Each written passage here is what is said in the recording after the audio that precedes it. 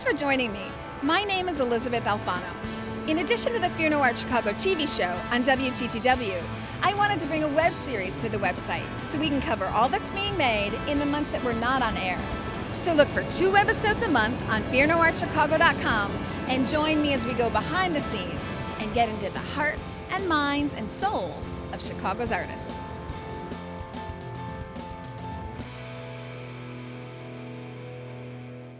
So we're here with artist Tony Tasset, monumental artist Tony Tasset, maker of the huge eye. Tony, thank you for joining me. You're welcome. What is going through your mind? What would make you say, yeah, I'll do a 3-story eyeball on State Street?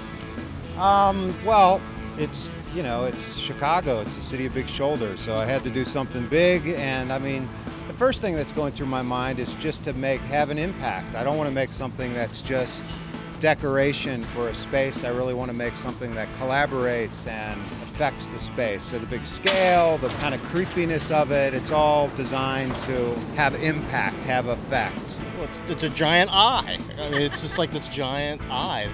Do you have a specific reaction you're hoping that people have?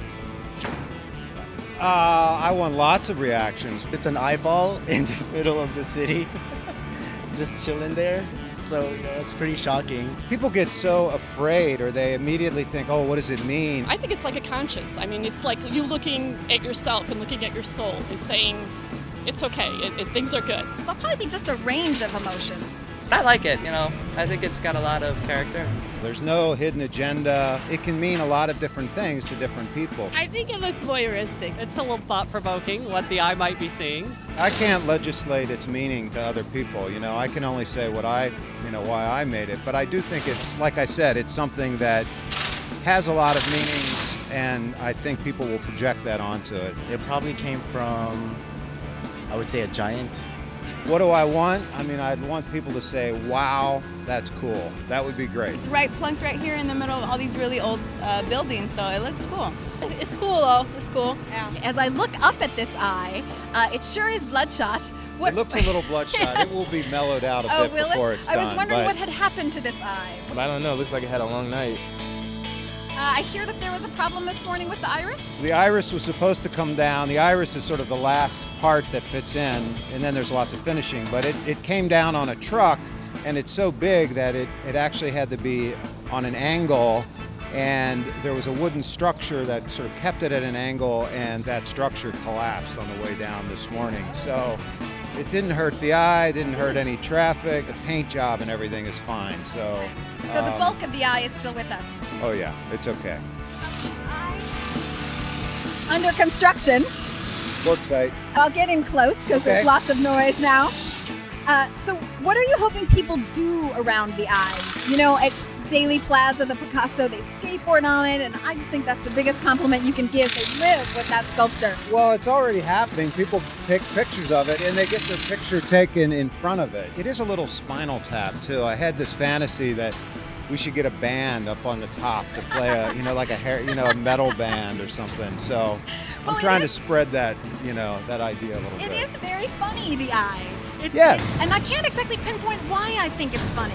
It's eerie, but it's also very funny. I think it's funny. How do you feel about the bringing of public art, particularly at this time? Well, I mean, this is a commission from the Chicago Loop Alliance, and I think their idea is that it brings tourism, it brings people to the Loop.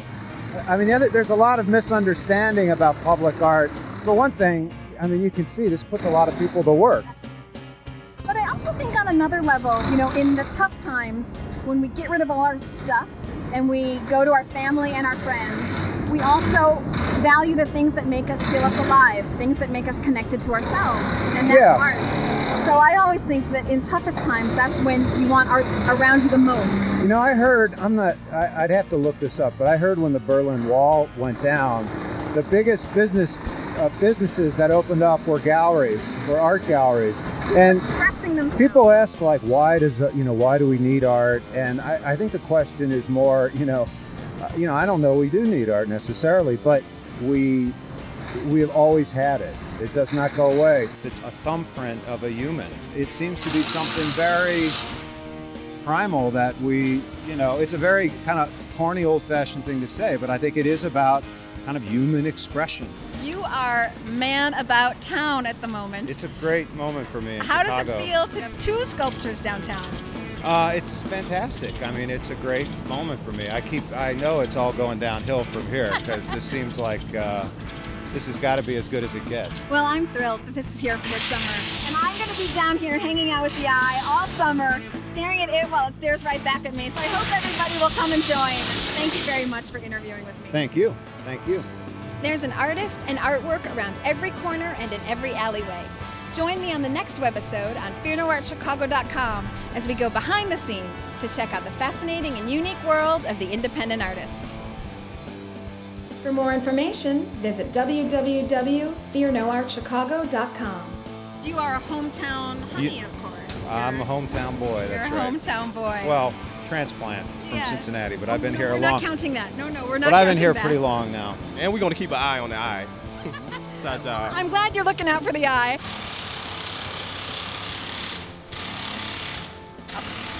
I'm trying.